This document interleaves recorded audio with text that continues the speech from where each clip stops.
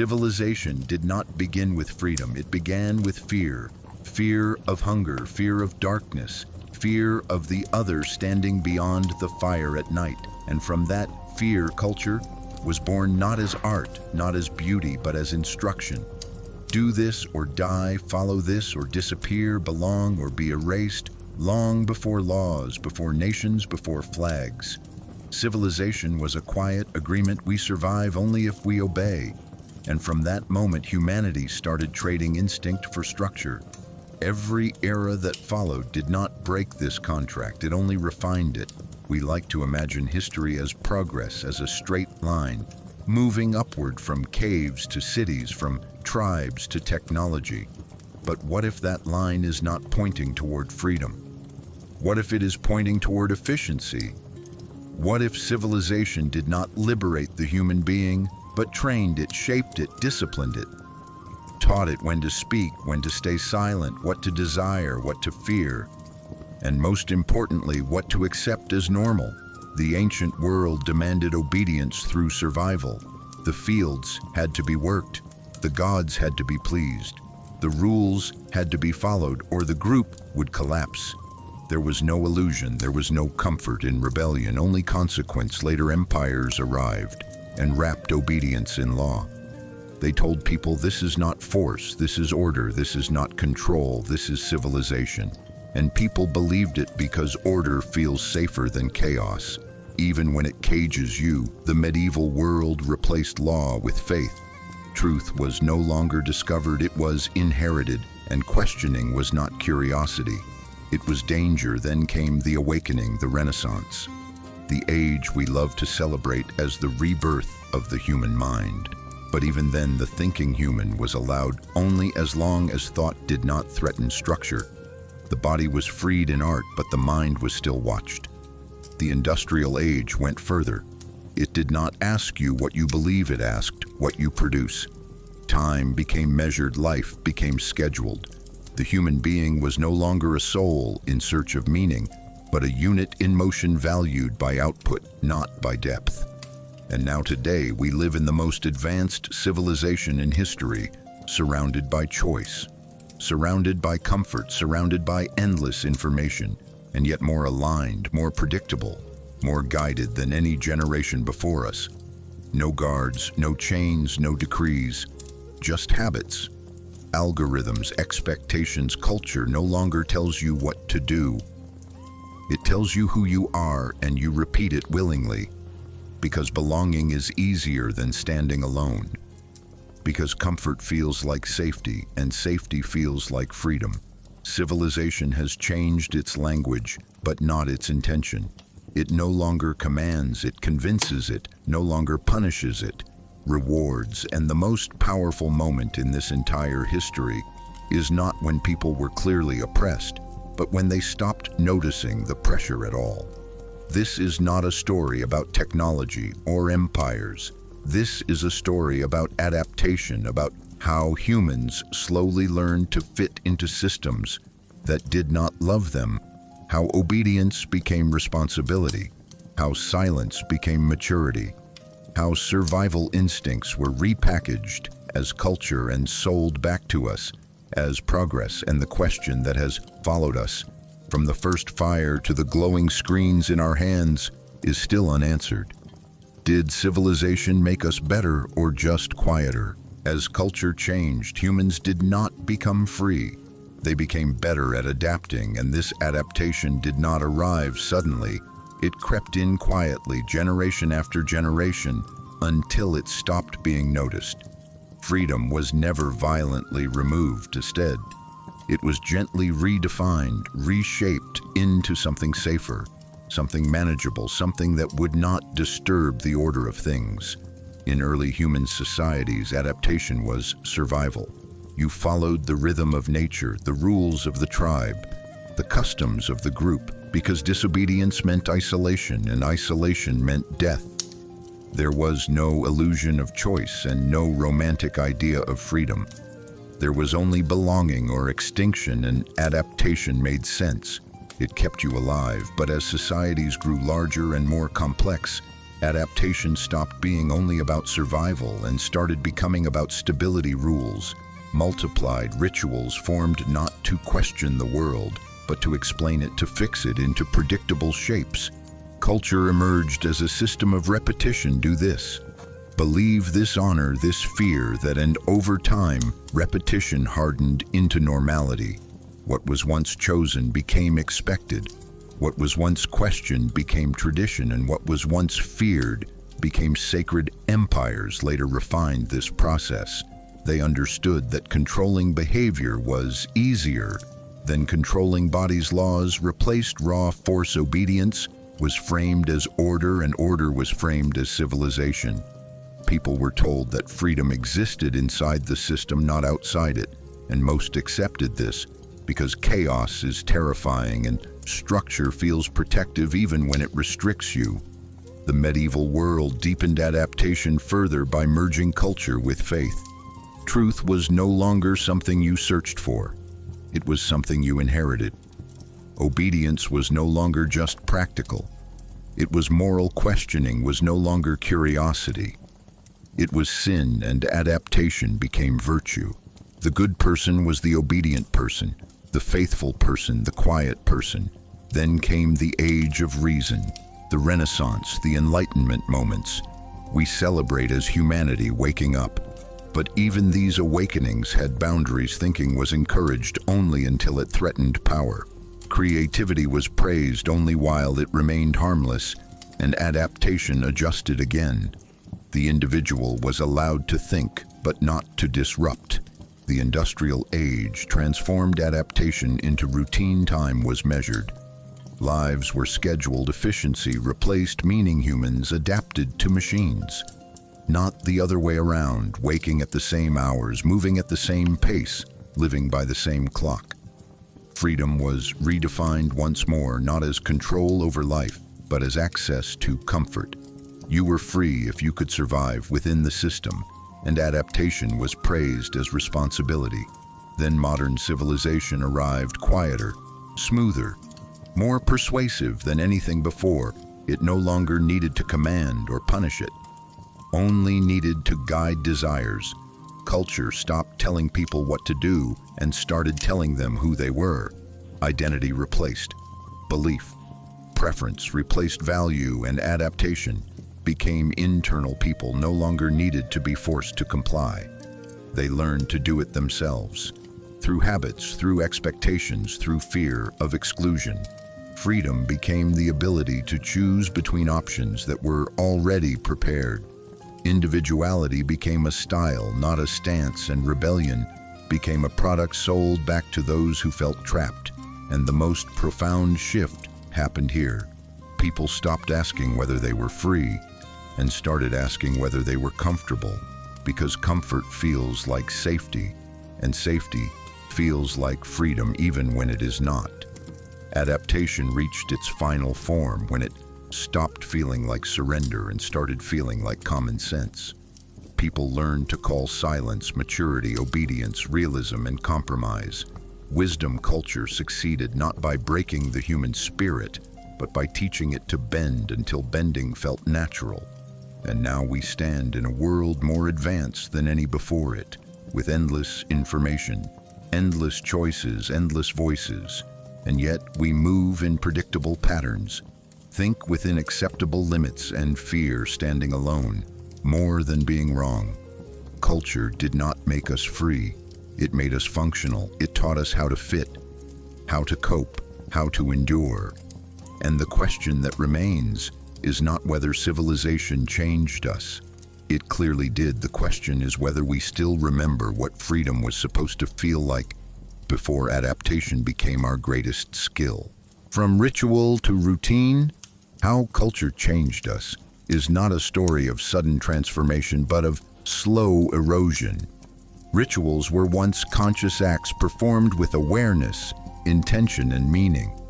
Early humans did not repeat actions mindlessly. They repeated them because those actions connected them to survival, to nature, to the group, to forces they did not understand. Rituals marked danger, gratitude, fear, and hope. They were moments where people stopped and acknowledged life itself. But over time, as societies stabilized, those rituals lost their urgency. What once demanded attention became repetition, and repetition without reflection slowly turned ritual into habit. Habits no longer asked why, they only demanded continuation, and culture learned something powerful: when repetition is constant, it no longer needs belief, it only needs time. Civilizations grew, and with them, the need for predictability. Rituals were simplified, standardized, and eventually absorbed into daily life. Behavior became expected rather than chosen, and culture stopped asking individuals to understand it, only asked them to participate. This was the turning point, when culture stopped being something people performed and became something people lived inside. Ancient rituals once reminded humans of their fragility. Later routines reminded them of their place. As long as you followed the pattern, you were safe, accepted.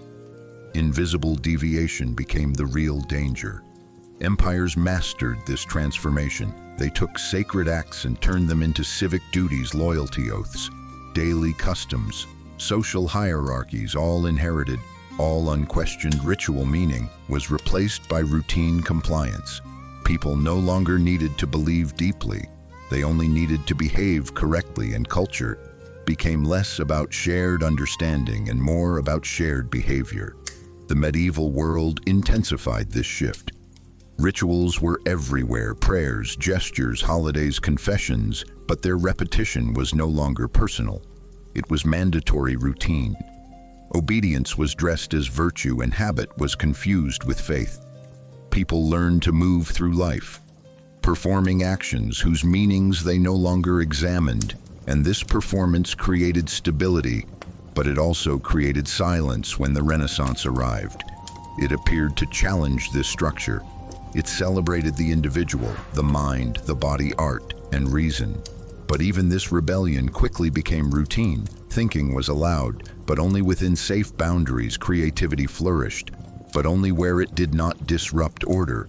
Rituals changed shape, but routines remained. People adapted again, learning when to speak and when to restrain themselves. The industrial age accelerated everything.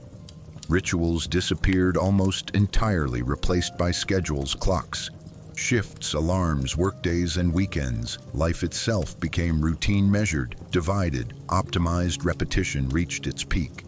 Humans woke, slept, worked, and rested according to systems that did not ask for belief. Only compliance. Culture no longer needed symbols. It had timetables, and adaptation meant efficiency. The modern world perfected the final stage. Rituals are now rare, but routines are everywhere. Scrolling habits, consumption cycles, behavioral patterns reinforced by design.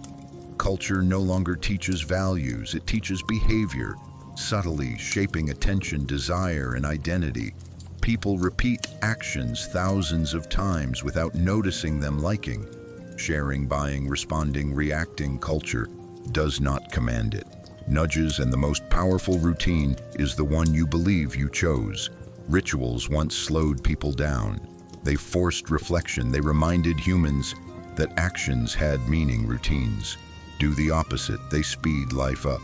They remove pauses. They normalize repetition without awareness. And this is how culture changed us. Not by violence, not by force, but by convenience. By replacing conscious acts with automatic ones, until people stopped noticing the difference between living and performing, between choosing and repeating. And somewhere along the way, culture stopped being something we did and became something that did us. The question is not whether routines are necessary. They are. The question is what we lost when rituals faded, and whether a civilization built entirely on habit can ever remember how to act with intention again. Ancient civilization was not built on ideas of freedom, identity, or self-expression. It was built on survival. Culture in the ancient world was not a choice, it was a necessity. Every rule, every custom, every tradition existed for one reason: to keep the group alive. Culture was a survival manual, written not in books, but in behavior. how to hunt, when to move, who to trust, what to fear and what never to question. The individual did not exist as a separate unit. A person was meaningful only as long as they served. The continuity of the group identity was collective, not personal. And to break from that collective was not rebellion, it was suicide. Rituals in the ancient world were not symbolic performances, they were practical tools, repeated actions, believed to keep nature predictable and danger at bay. When people gathered around fire, performed ceremonies, or obeyed elders, they were not expressing belief, they were reducing uncertainty. Survival depended on repetition because repetition created stability, and stability meant safety. Obedience was not moral, it was instinctive. The one who adapted survived. The one who questioned endangered everyone and was quickly removed. Not because the group was cruel, but because fear was absolute nature. Punished mistakes immediately. Hunger, drought, predators, and disease did not allow philosophical hesitation, so culture became strict, unforgiving, and deeply conservative. Change was dangerous. Tradition was protection in this world. Freedom had no meaning because choice itself was a threat.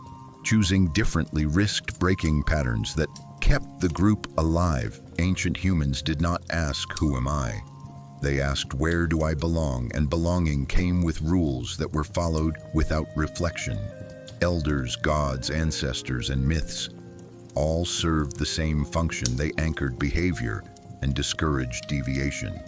The sacred was not separate from daily life. It was embedded in it. Every action carried consequence, not just for the individual, but for the entire group.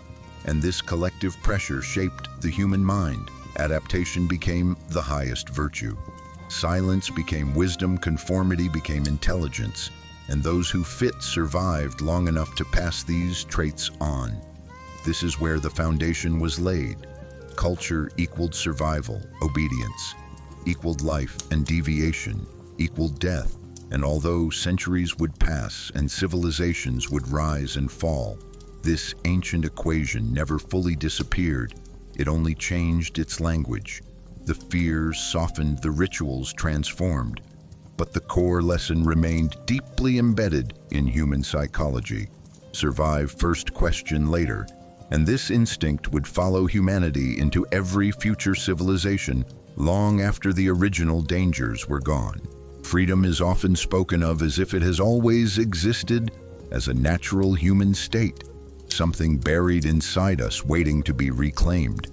But when we look closely at the ancient world, the question becomes unavoidable: did freedom ever truly exist? Or is it a concept we invented much later to describe what we felt we were missing early? Humans did not experience life as a series of open choices. Their days were governed by necessity, by hunger, by weather, by danger, and by the fragile dependence on the group. Survival left no room for abstract liberty. Every decision was constrained by immediate consequences, and what we now call freedom would have been understood as recklessness. The individual could not act independently because independence threatened the collective, and the collective was the only shield against extinction. Belonging was not optional, it was existence itself, and so obedience was not imposed. It was internalized long before laws or rulers appeared. Culture did not ask people to be free, it asked them to remain alive, and in such a world, the idea of freedom had no practical function. There was nothing to be free from because there was no alternative structure to step into. Choice itself was limited by reality, and reality was unforgiving. As societies slowly stabilized and dangers became less immediate, humans began to notice the weight of rules that once felt natural. When survival stopped being the only concern, constraint became visible, and only then could the idea of freedom emerge, not as a lived condition, but as a comparison, a contrast between what was and what could be. Freedom was born the moment people sensed that life might be more than endurance. It was not a discovery, but a reaction, a word created to name the absence. People began to feel freedom, therefore, may not be an ancient truth. lost over time, but a modern longing projected backward. We imagine free ancestors roaming without limits because it comforts us. But history suggests the opposite. Constraint came first. Structure came first, adaptation came first, and freedom arrived late, as an idea, not as a reality. And even then, it remained fragile. Conditional and rare freedom existed briefly in moments, not in systems, in pauses between necessity and control, in fleeting acts of defiance, creativity, or thought, but never as a stable state. The tragedy is that once freedom was named, it became something that could be promised, managed, and eventually simulated. Civilizations learned to speak the language of freedom without allowing its substance, and today we live surrounded by its symbols while still negotiating its boundaries. Perhaps the most honest answer to the question is that freedom was never fully real and never fully invented.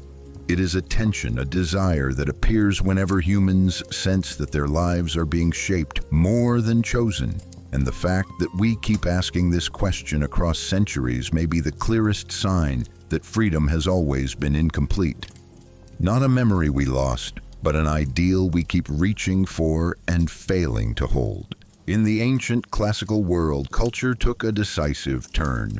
Survival was no longer managed only by instinct, tradition, or ritual. It was organized through law, and this transformation changed the relationship between the human being and power. Forever, law was presented not as domination but as civilization. Not as force, but as fairness. Rules were written, codified, displayed in public spaces, and taught as the foundation of order for the first time. Obedience no longer came only from fear of nature or the gods, but from trust in systems. People were told that laws existed to protect them, to create stability, to ensure justice, and this belief made control far more effective because it felt legitimate. The Greek polis and the Roman Republic framed law as a shared agreement, a rational structure that elevated humans above chaos. But beneath this promise lay a quiet shift. Culture was no longer something inherited unconsciously. It became something enforced consciously. Behavior was no longer guided by collective instinct, but by abstract rules that applied equally in theory but unevenly in practice. Citizens learned that freedom existed within boundaries drawn by law.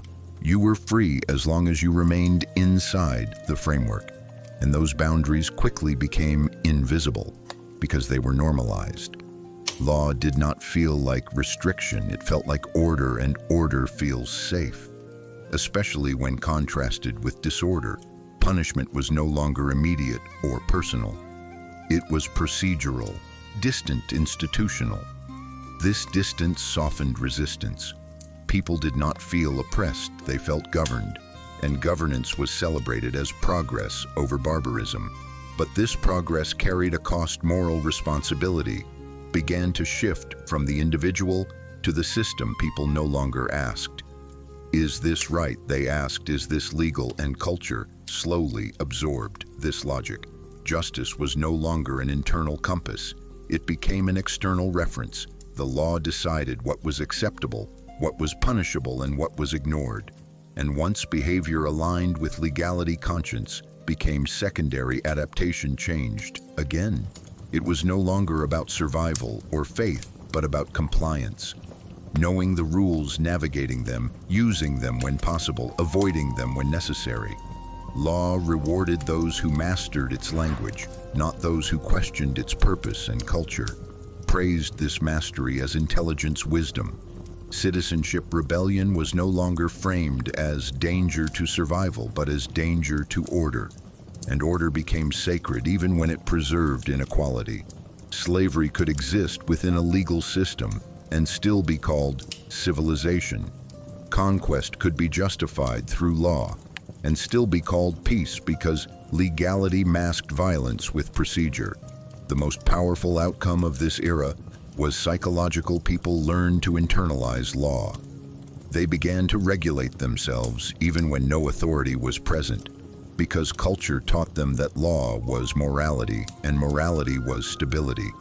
This is when obedience became respectable, when submission wore the mask of responsibility, and when culture stopped asking people to survive and started asking them to behave. And although later eras would change the language of control, the legal mind shaped here would remain a foundation, teaching generations that freedom was not the absence of constraint, but the privilege of operating correctly within it. As laws multiplied, something subtle happened to the human conscience. Responsibility slowly moved outward. When rules are few, people must rely on judgment. When rules are many, judgment feels unnecessary. The law begins to think for you, decide for you, excuse you in the ancient world. This shift was profound because law promised fairness and order, but in doing so, it also offered relief.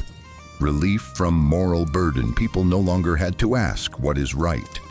They only had to ask what is permitted. And this distinction matters because legality and morality are not the same. The law is designed to manage society, not to perfect the soul. As legal systems grew more complex, they covered more behavior, more situations, more possibilities. And with each addition, the space for personal conscience narrowed.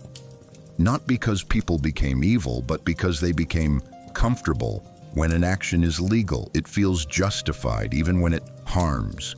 When an action is illegal, it feels wrong even when it is compassionate. The law creates moral shortcuts. It teaches people to outsource ethical thinking to structure. And once this outsourcing becomes habitual, conscience weakens not dramatically but quietly. People stop feeling responsible for outcomes and start feeling responsible only for compliance. History shows this clearly. Atrocities can be committed within legal frameworks. Discrimination can be normalized by statutes. Violence can be bureaucratized and still feel clean because it follows procedure. The danger is not that law exists. Society needs it. The danger is when law replaces inner judgment instead of supporting it. When people say, "I followed the law," instead of "I did what was right." This is not the collapse of conscience, but its sedation. Conscience does not disappear, it becomes dormant, waiting for moments when law fails and reality forces the individual to choose again. The uncomfortable truth is that strong legal systems require strong consciences to remain humane, but cultures often build the former while neglecting the latter. And when law grows faster than moral reflection, people become orderly, but not necessarily just obedient, but not necessarily good. And this may be the paradox at the heart of civilization. The more rules we create to control behavior, the less we practice the inner discipline required to choose wisely without them. In the medieval world, culture shifted again, but this time, control did not come primarily through survival or law. It came through belief. Faith moved from being a personal response to uncertainty into a total framework for behavior.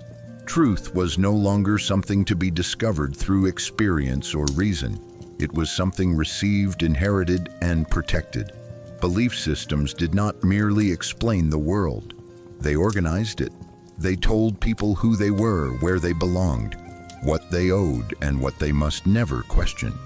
Culture stopped asking people to obey rules and started asking them to submit meaning in this world.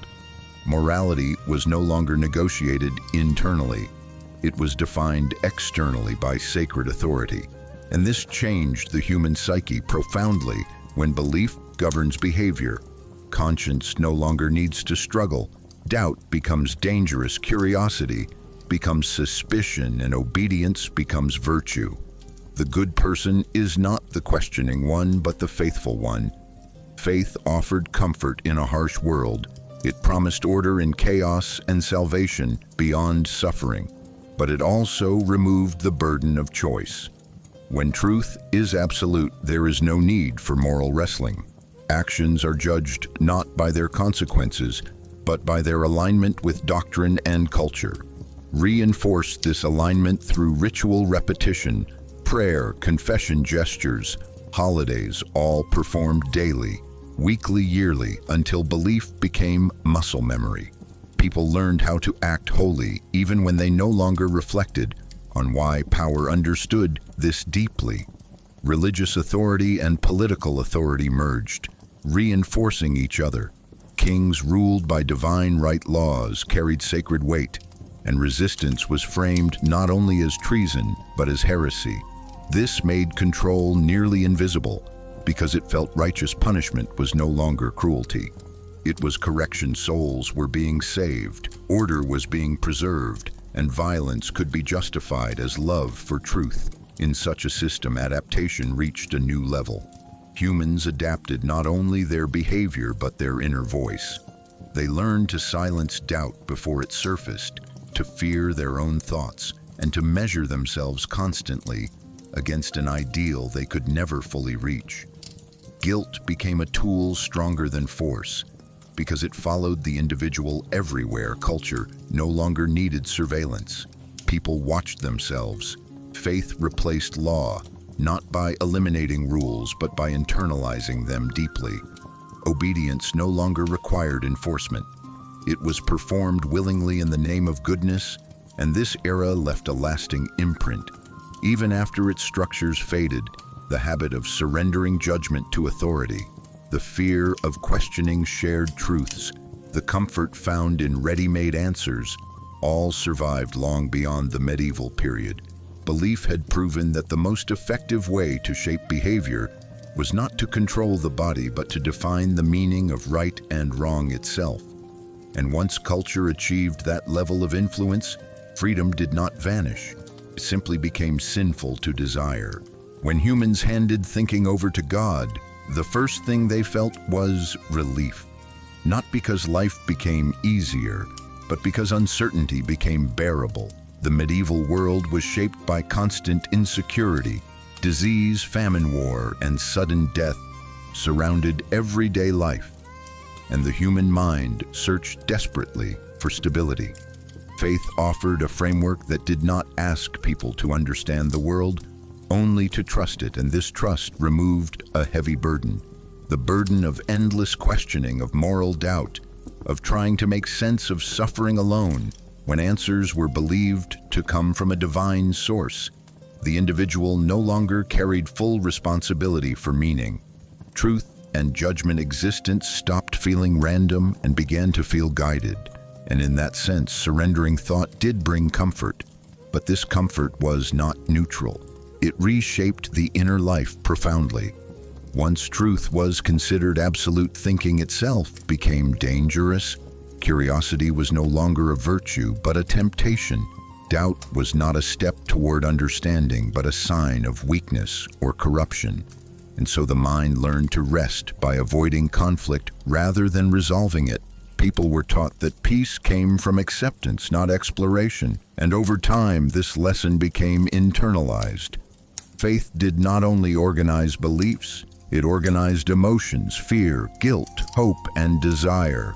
All became regulated by doctrine. The conscience was no longer a personal dialogue, but a reflection of sacred rules. And this removed the exhausting struggle of moral ambiguity, but it also reduced the capacity for independent judgment when actions are guided by divine command. Responsibility shifts upward. Individuals act not because they have decided, but because they have submitted. And this submission feels lighter because failure is no longer entirely personal. Sin can be confessed, doubt can be forgiven, obedience can be rewarded.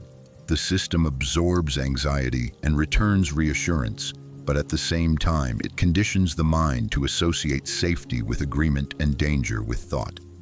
The human spirit adapts by learning when not to think, by silencing questions before they fully form. This creates a quiet psychological dependence, because once thinking is outsourced, the individual becomes less confident in their own judgment and more reliant on authority to define right and wrong. This reliance feels like humility, but it gradually weakens inner moral muscles that only grow through use. The relief of faith therefore resembles rest. More than healing, it quiets the pain without addressing its source. And while this rest can be necessary in times of extreme hardship, it becomes limiting when prolonged entire generations grew accustomed to living inside answers rather than seeking them. And when later eras attempted to awaken critical thought, they encountered resistance not because people were incapable of thinking, but because thinking had long been associated with danger, anxiety, and punishment. The comfort of surrender had become familiar, and familiarity feels safer than freedom. The medieval exchange of thought for faith provided emotional stability, but delayed intellectual responsibility. It protected the mind from chaos, but also from growth. And this legacy continues to echo whenever people prefer certainty over understanding, obedience over inquiry, and comfort over the difficult work of forming their own convictions. Because once a culture learns that peace can be purchased by surrendering thought, it becomes very hard to convince it that freedom is worth the discomfort of thinking again. During the Renaissance, the center of gravity shifted again after centuries of faith dominating behavior and meaning. The human being slowly returned to the foreground, art, science, philosophy, and curiosity re-emerged with a force that made it seem as if humanity was waking from a long sleep. The individual mind was celebrated. The human body was studied, admired, painted not as sinful but as beautiful, proportioned, worthy of attention. People began to look at the world not only through scripture but through observation, reason, and experience. And this moment is often described as liberation, the rebirth of freedom, the triumph of human potential. But beneath this awakening lay a more complex reality. The Renaissance did not dismantle the structures of control. It renegotiated them. Humans were placed at the center, but only as long as that centrality did not threaten power. Thinking was encouraged, but selectively creativity was praised. But carefully contained art could explore the human form. But political authority remained largely unquestioned. Science could advance, but only until it collided with doctrine. Philosophy could ask questions, but only within tolerable limits. The mind was invited to expand, yet reminded constantly where its boundaries lay. This created a new psychological tension. Humans were told they mattered, but also shown that their importance was conditional. The individual gained visibility, but not sovereignty. Freedom was tasted, but not secured, and adaptation adjusted. Once again, people learned to think brilliantly while navigating danger. They learned to disguise radical ideas in allegory, symbolism, and art. They learned to push boundaries quietly rather than confront them openly, and this subtle negotiation became a new cultural skill. The Renaissance human was not the medieval believer, nor the ancient survivor, but a careful thinker, aware of possibility and punishment. At the same time, conscience began to reawaken, but it did so cautiously. Individuals felt responsible for their thoughts, yet feared their consequences, and so self-censorship replaced blind obedience. The mind became active but guarded. This era revealed that placing the human at the center did not automatically result in freedom. It resulted in tension between potential and permission. The Renaissance showed what humanity could be, but not what it was allowed to become. And while it reignited curiosity and dignity, it also taught a lasting lesson that thinking must often learn to survive within power rather than overthrow it. The human returned to the center, but the walls around that center remained, and adaptation once more ensured that progress continued without rupture, leaving freedom present as an aspiration rather than a condition, and setting the stage for future eras to push further while carrying the same unresolved struggle between expression and control. A thinking human was still not a free human because thought alone does not guarantee autonomy. It only reveals the boundaries within which autonomy is allowed. During the Renaissance, people learned to question, observe, and imagine, but they also learned that ideas carry consequences. The mind could travel far while the body remained constrained. Thinkers discovered new truths, yet had to measure every word, every symbol, every conclusion against power, religion, and tradition. Thinking expanded, but expression was filtered. This created a paradox. A person could see the world differently, yet live within the same structures unchanged. Awareness grew faster than freedom, and this gap produced tension rather than liberation.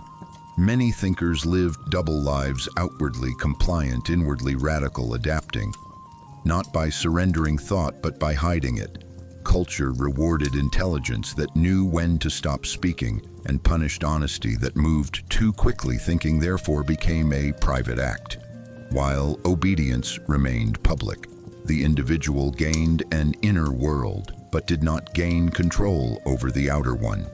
Freedom requires not only the ability to think, but the ability to act on thought without fear, and that condition was rare. The Renaissance proved that consciousness can awaken long before society allows it to move, and this delay taught generations a quiet lesson. Thinking is powerful, but survival still demands caution. So the thinking human learned restraint, learned compromise, learned to navigate limits rather than break them, and in doing so, adapted once again, becoming more aware, but not yet free aware, of possibility, but trained to live without it. During the industrial age, the transformation of the human being reached a new stage, one that did not rely on belief or law alone, but on efficiency. Culture no longer asked who you were or what you believed. It asked what you could do and how consistently you could do it. Time was broken into units, days into shifts, life into schedules, and the human body was reorganized to match the rhythm of machines. Work no longer followed the natural cycles of light seasons, or need it followed the clock and the factory whistle.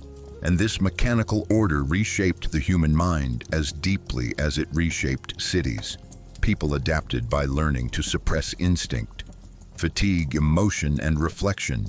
In favor of productivity, repetition became the dominant experience. Not ritual repetition filled with meaning, but mechanical repetition emptied of it. The value of a person was measured by output, reliability, and speed. Identity slowly detached from inner life and attached itself to function. What you did became who you were, and culture reinforced this relentlessly. Discipline, punctuality, obedience, and endurance were praised as virtues, while slowness, deviation, and idleness were framed as moral failures.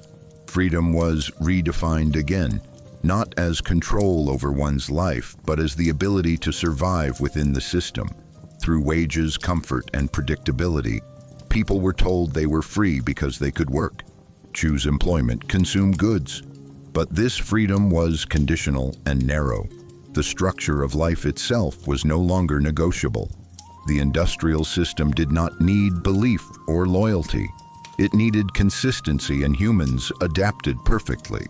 Learning to become interchangeable, replaceable, efficient inner depth was unnecessary. Silence was productive, and questioning slowed the machine. So it was discouraged. Adaptation reached a point where people began to see themselves as parts of a larger mechanism, responsible not for meaning but for performance. Conscience weakened further because responsibility was fragmented. No one felt fully accountable for outcomes, only for tasks.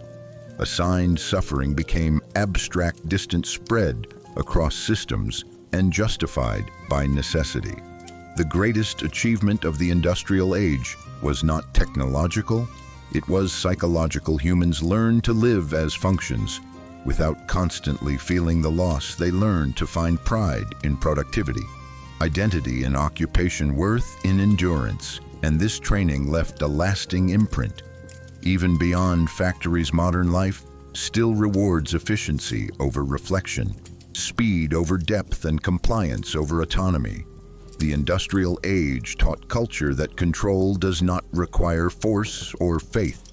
It only requires structure, and humans trained within structure will adapt until function feels natural and meaning becomes optional. Did humans sacrifice their own rhythm for comfort? Is not a simple question, because the sacrifice did not feel like a loss. At first, it felt like relief for most of human history. Life followed natural rhythms, the rise and fall of the sun, the change of seasons. The limits of the body rest came when the body demanded it work, stopped when exhaustion arrived. But these rhythms were unpredictable, harsh, and often cruel. The industrial age offered an alternative, a controlled rhythm, one that promised stability, wages, shelter, warmth, routine, and safety. And many accepted this trade willingly because natural rhythm had never been kind. Comfort arrived wrapped in structure, clocks, schedules, shifts, calendars, alarms, all designed to remove uncertainty, and uncertainty is exhausting at first. This felt like progress. Life became more predictable.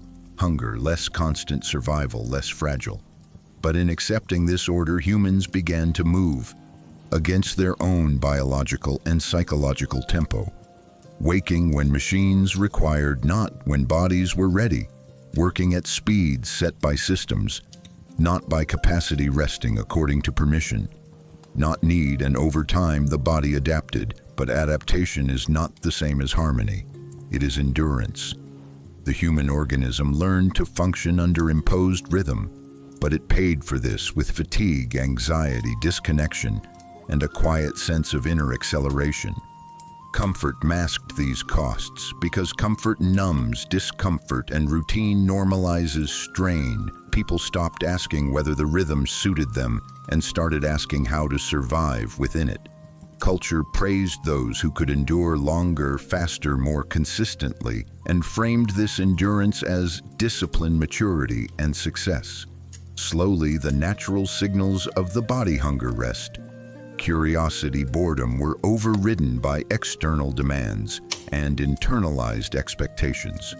People learned to ignore themselves because listening slowed productivity and threatened stability.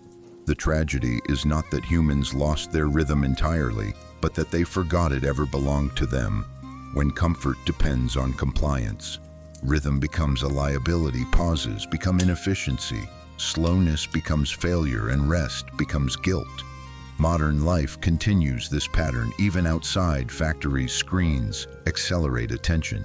Notifications fragment focus. Constant stimulation replaces silence. The rhythm is no longer mechanical, but digital.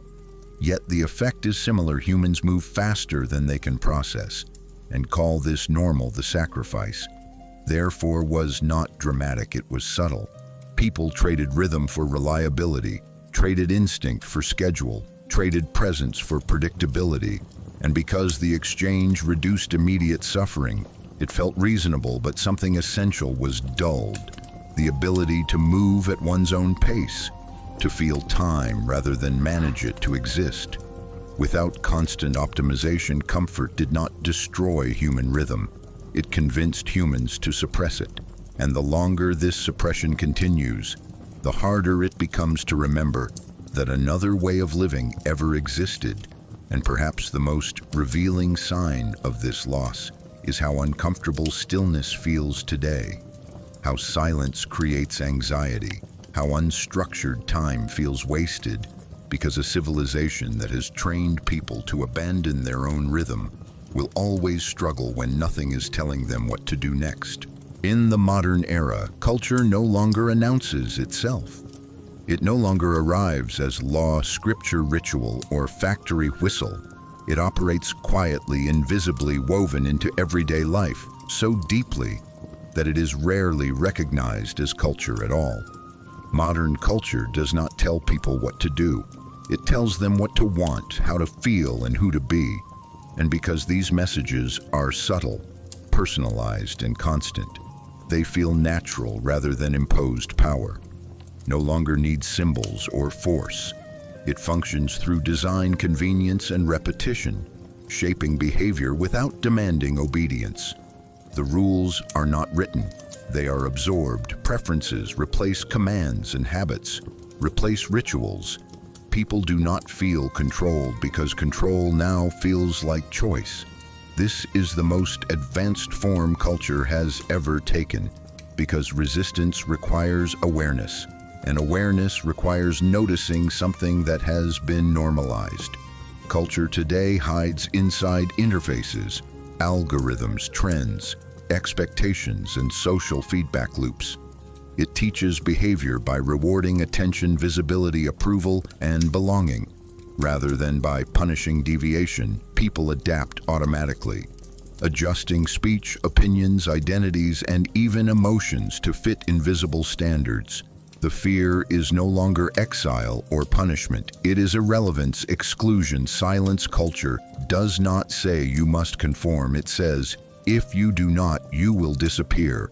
And disappearance feels worse than obedience because it erases meaning. Modern individuals regulate themselves, constantly curating their thoughts, reactions, and expressions to remain aligned with what is acceptable, desirable, or popular. And this self-regulation is efficient because it feels voluntary.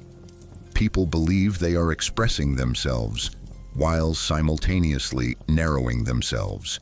Identity becomes a performance shaped by external response. Authenticity becomes risky because it cannot be optimized. Culture once demanded belief. Now it demands engagement. Once it required faith. Now it requires attention. The most valuable resource is no longer labor or loyalty, but focus. And culture trains people from childhood to fragment it. Notifications, interruptions, endless stimulation ensure that reflection slows down and silence feels uncomfortable. When thinking requires uninterrupted time, a distracted mind becomes easier to guide. Modern culture does not erase freedom, it overwhelms it with options. Choices are endless, but depth is rare. People can choose what to watch, buy, like, share, or believe, but rarely pause long enough to ask why they choose at all. Adaptation reaches its quiet peak. Here, individuals no longer need to be trained. They train themselves, measuring worth through metrics, validation, through reaction, and success. Through visibility. Culture no longer feels external because it lives inside the self-shaping desire before conscious thought emerges, and this creates the illusion of autonomy. People feel free because no one is forcing them, yet their behavior remains predictable, patterned, and aligned with systems.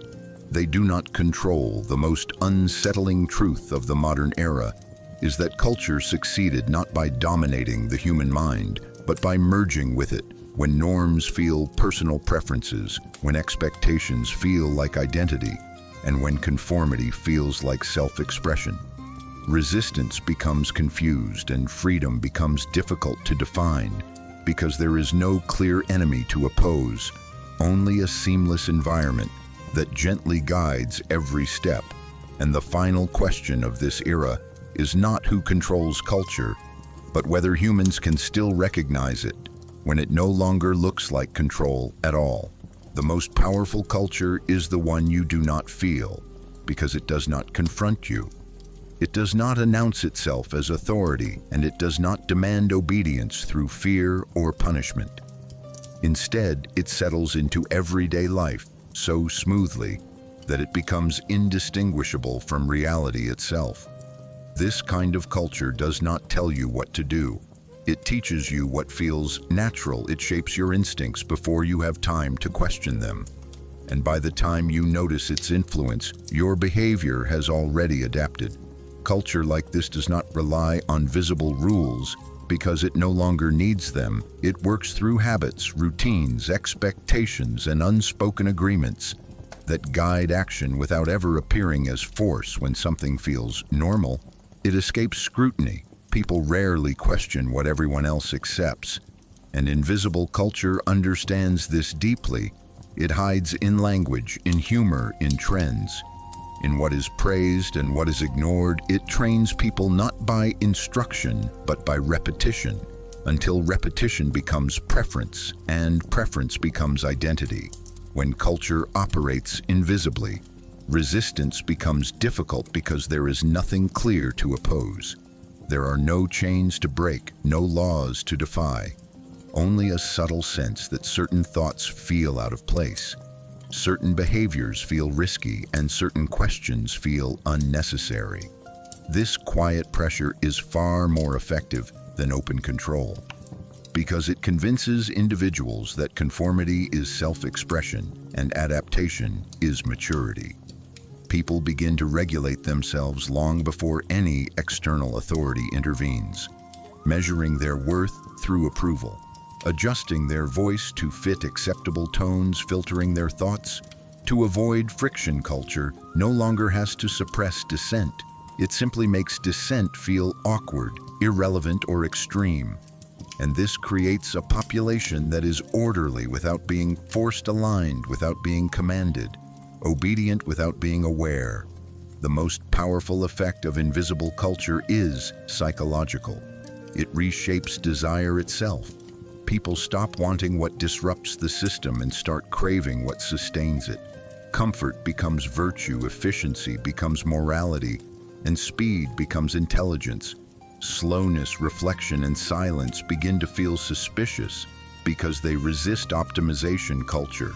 Rewards, constant engagement, constant response, constant visibility, leaving little room for pause. And pause is dangerous because it creates space to notice manipulation.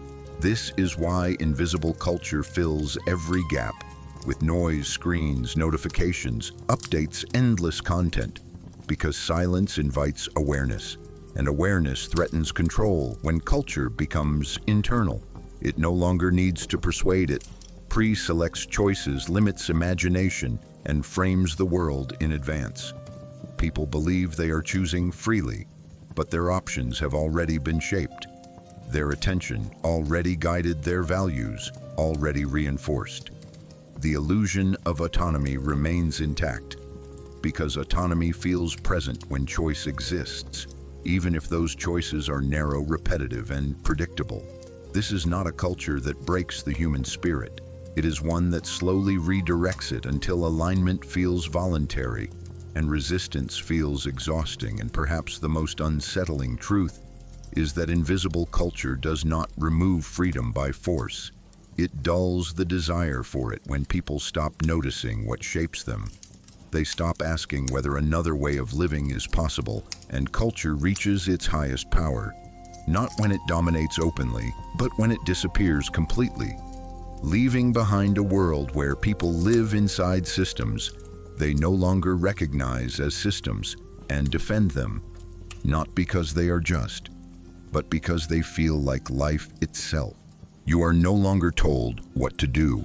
You are told what to want. This is the quiet shift that defines modern culture. Control no longer operates through commands or prohibitions. It works by shaping desire itself. When power tells you what to do, resistance is possible, refusal is visible, disobedience has meaning. But when power tells you what to want, resistance becomes confused because desire feels personal. Natural, chosen people defend what they believe they want, even when that desire was carefully engineered. Culture today rarely says must or cannot. Instead, it whispers should and why not. Through images, trends, stories, algorithms, and social cues, it surrounds you with examples of what success, happiness, beauty, and meaning look like. And over time, these examples sink in, shaping aspiration before reflection occurs. Individuals begin to chase goals they never consciously selected, measuring their worth against standards they did not create, and fearing failure in games they never agreed to play. This is more effective than orders because it recruits the self as an enforcer. People motivate discipline and punish themselves. When they fall short, desire becomes a leash. Pulled from the inside, attention is guided, appetite is trained, and dissatisfaction is manufactured. To keep movement constant, wanting replaces thinking, and consumption replaces reflection. When desire is managed, action follows automatically. And culture no longer needs to say, do this, because wanting ensures compliance. The most unsettling part is how comfortable this feels, because fulfillment is promised just ahead.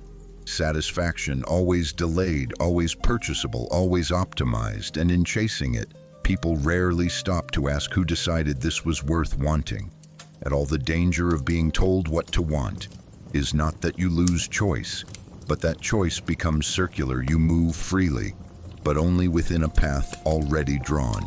And when desire itself is no longer yours, freedom becomes difficult to define because nothing is being taken away. You are simply being guided, and the final question left behind is whether a life driven by borrowed desires can ever feel truly lived, or whether it will always feel busy, satisfied, and strangely empty at the same time. Truth became whatever was declared sacred, and once truth is sacred, it no longer needs to be examined. It only needs to be protected in such a world. Correctness is not measured by understanding, but by alignment with what is holy, what has been blessed by authority, what has been repeated long enough to feel eternal. When truth is defined this way, questioning is no longer curiosity.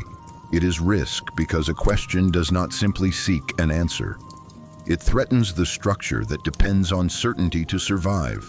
Asking why opens the door to doubt, and doubt weakens obedience. So culture reframes inquiry as danger, not because questions are evil, but because they are powerful. They expose the difference between belief and reality, between tradition and truth. People learn quickly that safety lies in agreement, not exploration. Silence becomes wisdom, compliance becomes morality, and fear disguises itself as faith. When the sacred replaces the true, thinking is no longer a path to knowledge. It is a liability to be managed, and the mind adapts by learning which thoughts must never fully form. Because in a system where truth is holy, the greatest threat is not error but awareness. In Rome and Athens, law was celebrated as the triumph of reason over chaos, as the shield that separated civilization from barbarism. And on the surface, this was true. Laws did protect citizens from arbitrary violence, personal revenge, and constant instability. They created predictability, safety, and a shared framework that allowed large societies to function. But protection was only one side of the transformation, because the same laws that guarded people also defined their limits. Law did not merely stop harm, it shaped acceptable behavior, deciding who counted as a full person and who did not, who deserved rights and who existed only as property. The citizen was protected, the slave was regulated, the foreigner was managed, and the poor were disciplined. Legality created an illusion of equality while preserving deep hierarchies. And this is where the question becomes uncomfortable, because control wrapped in law feels different from control enforced by force.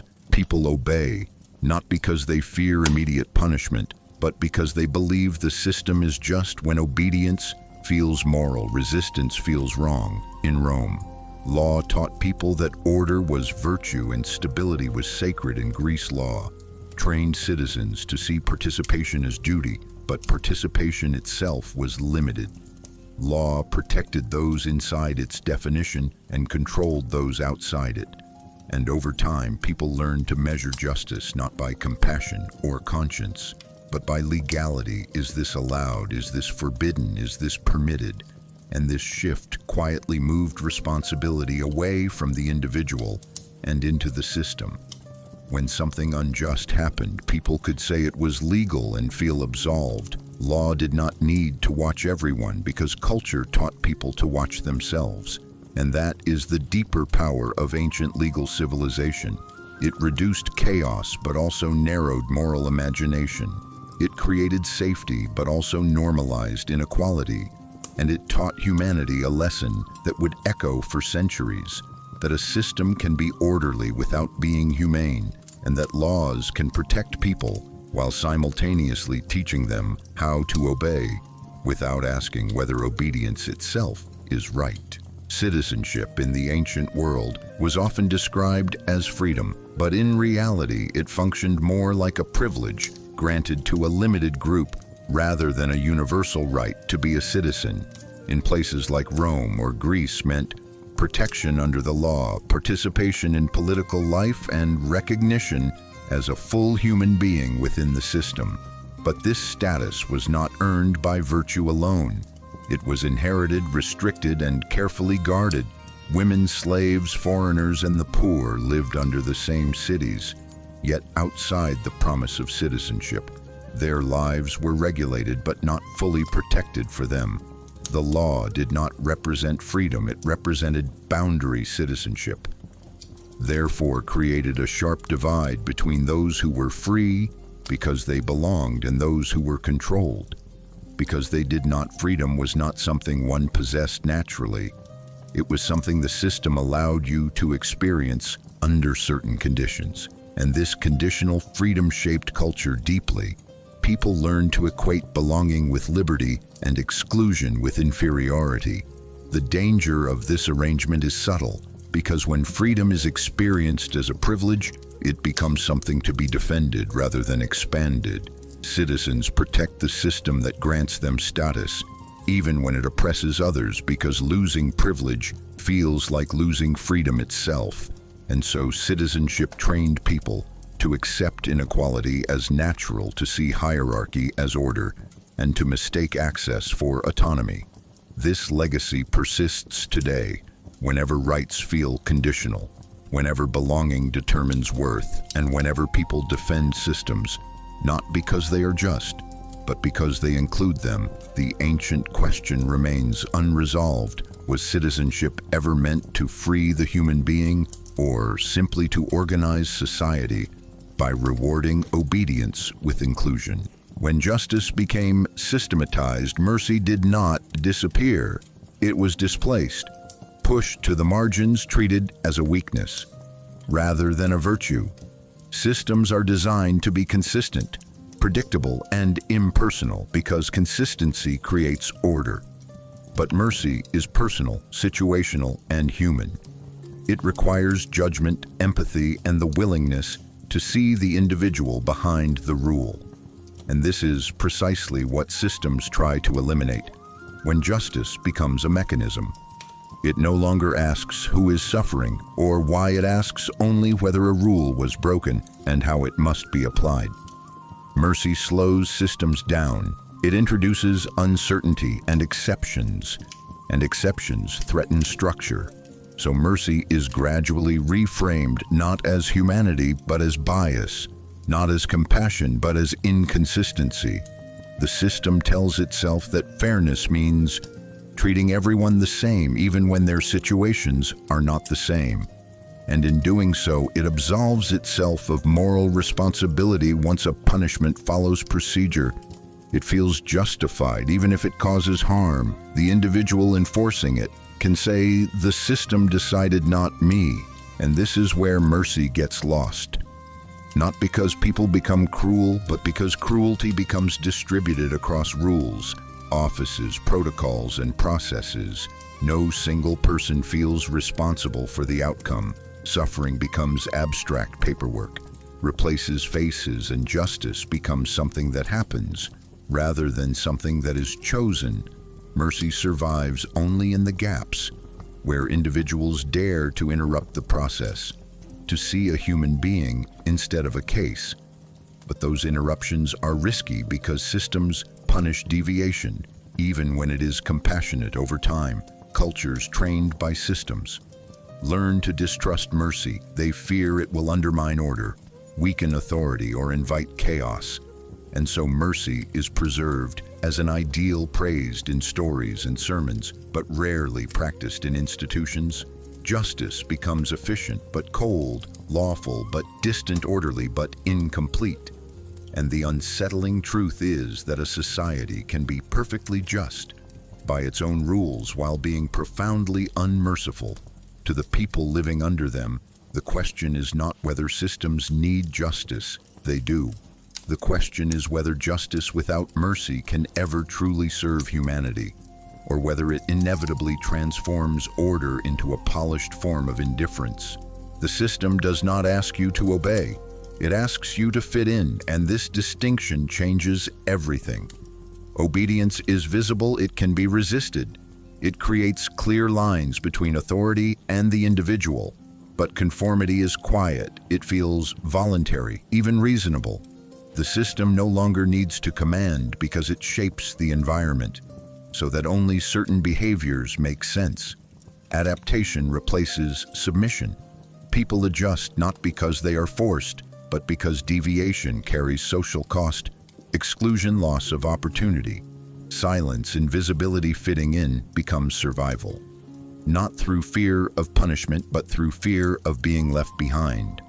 Culture rewards those who align smoothly, who speak the right language, adopt the right values, move at the expected pace, and those rewards feel earned, which makes the system stronger, because people defend what they believe they achieved. On their own, conformity also shifts responsibility inward. When you fail, it feels personal, not structural. You blame yourself for not adapting well enough, rather than questioning the conditions that demanded adaptation in the first place. This internalization is powerful because it turns the individual into both subject and enforcer. The system does not need guards when people police themselves, adjusting behavior before anyone asks, suppressing difference before it becomes visible. And this is why conformity is more efficient than obedience. Obedience ends when authority disappears. Conformity continues even in its absence because it lives inside habit, expectation, and identity. The system's greatest achievement is not control, but alignment. When people move in the same direction without being told and mistake that movement for choice. And the quiet danger is that once fitting in becomes the measure of success, standing apart feels irresponsible rather than courageous, and freedom slowly transforms from the ability to choose differently into the skill of adapting quickly enough to avoid friction. If choice exists, but desire does not belong to you, then freedom becomes a performance rather than a condition, because choice alone is not enough to define autonomy. Autonomy begins where desire originates, when you are free to select between options that were prepared in advance, shaped by expectations, rewards, and invisible pressures. Your action feels voluntary, but its direction is already guided. You move, but along a path drawn by others. This is why modern control rarely restricts movement. It curates preference. It teaches people what to want long before they ever face a decision. And once desire is shaped, choice follows automatically. People defend their decisions passionately because they feel personal. Yet they rarely ask where those desires came from, who benefited from them, or why alternative desires feel unthinkable. Freedom becomes confused with activity, with movement, with consumption, with participation. And as long as you are choosing something, it feels like agency, but agency without ownership of desire is hollow. It keeps the body active while the will is guided. This creates a subtle dependency because when satisfaction fails, people blame themselves for choosing poorly rather than questioning the system that defined what was worth choosing in the first place. True freedom is uncomfortable because it requires uncertainty and responsibility. It asks not only what can I choose, but why do I want this at all? And this question is dangerous to systems built on predictability because it interrupts the flow of compliance when desire is borrowed. Freedom is reduced to navigation, selecting, efficiently adapting, quickly optimizing oneself to fit within acceptable outcomes. And the tragedy is not that people lack options, but that imagination narrows so thoroughly that unoffered desires fade from awareness. And when people can choose endlessly, yet cannot choose what to want, the appearance of freedom remains intact, while its substance quietly disappears, leaving behind lives that are busy, expressive, and restless, yet always moving toward goals that never quite feel like their own.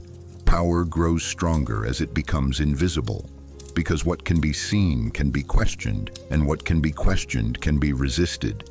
Visible power reveals its source, its limits, and its intentions, but invisible power dissolves into the environment. It stops feeling like force and starts feeling like reality itself. When power hides inside norms, routines, technologies, and expectations, it no longer needs to defend itself. People do not argue with it because they do not recognize it as power at all. They experience its effects as common sense, personal choice, or natural order. And this is its greatest advantage. Resistance requires an object, and invisible power offers none. It shapes behavior without issuing commands, directs movement without giving orders, and disciplines without punishment. People adapt willingly because deviation feels irrational, risky, or socially costly, and adaptation feels mature, responsible, and smart. Invisible power also relocates control. Inward individuals begin to regulate themselves, anticipating reactions, adjusting identity, filtering thought long before any external authority intervenes. This self-regulation is efficient because it removes conflict. The system does not need to silence dissent. It simply makes dissent feel unnecessary, awkward, or unproductive. The more invisible power becomes, the more total its influence, because it operates at the level of desire, attention, and identity, rather than at the level of action alone. And when power reaches this stage, it does not need loyalty or fear. It only needs normality. Because once something feels normal, it becomes unquestionable. And the final danger of invisible power is not oppression, but acceptance. People live inside it, defend it, reproduce it, and pass it on without ever naming it. And by the time its effects are felt, there is nothing left to confront except habits that feel like life itself. Humans are no longer governed, they are guided. And this shift marks one of the most profound changes in the history of control. Governance is visible. It relies on rules. Authority, punishment, and clear structures of command. Guidance is subtle. It works through suggestion, design, incentives, and invisible pathways that shape behavior without demanding obedience. When people are governed, they know who governs them, and that knowledge creates the possibility of resistance. When they are guided, control dissolves into the environment. Choices appear free, yet they are arranged. Outcomes feel personal, yet they are predicted. Culture no longer needs to force compliance. It builds systems in which the easiest, most rewarding path is also the most acceptable one, and humans naturally follow it. Not because they are weak, but because adaptation is efficient. Guidance operates ahead of awareness. It shapes attention before decision, desire before choice, identity before expression. People believe they are acting freely while moving along trajectories that were anticipated and optimized in advance. And because guidance does not feel like domination, it rarely triggers rebellion. Instead, it invites participation, alignment, and self-optimization. Individuals begin to adjust themselves constantly, refining behavior, language, and values to remain compatible with the system. This creates a form of control that is deeper than governance, because it recruits the self as an active participant. Humans no longer ask, "What is being demanded of me?" They ask, "How can I adapt better?" And this question locks them into continuous self-correction. Direction replaces command, and power no longer needs to stand above society. It flows through it quietly, shaping movement without ever revealing a hand. And the danger is not that people are manipulated, but that they lose the ability to tell the difference between being guided and being free. Because when direction feels like choice, control becomes almost impossible to see and even harder to escape. You are no longer told what to do. You are told what to want, and this is the most refined form of control civilization has produced, because action can be resisted, but desire feels personal.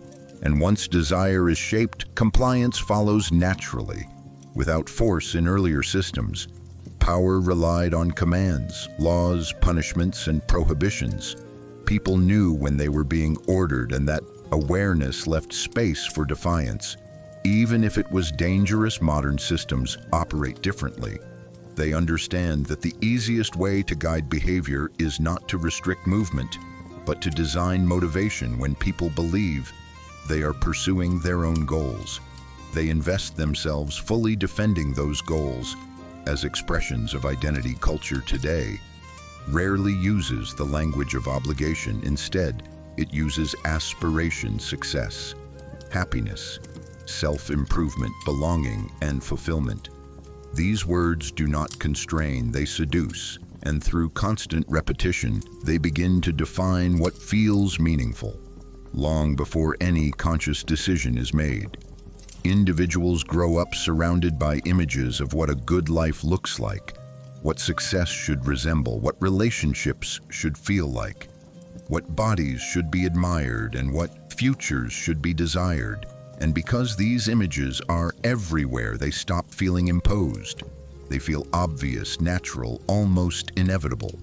People do not wake up choosing these desires. They inherit them quietly through media education, social comparison, and reward systems that praise alignment and visibility. When desire is guided, choice becomes predictable. People feel free because they are selecting among options. But the range of options itself has already been curated. This creates a loop in which dissatisfaction is continuously generated and immediately redirected toward new wants. Consumption becomes the primary form of movement, and fulfillment is always just out of reach, ensuring engagement never stops.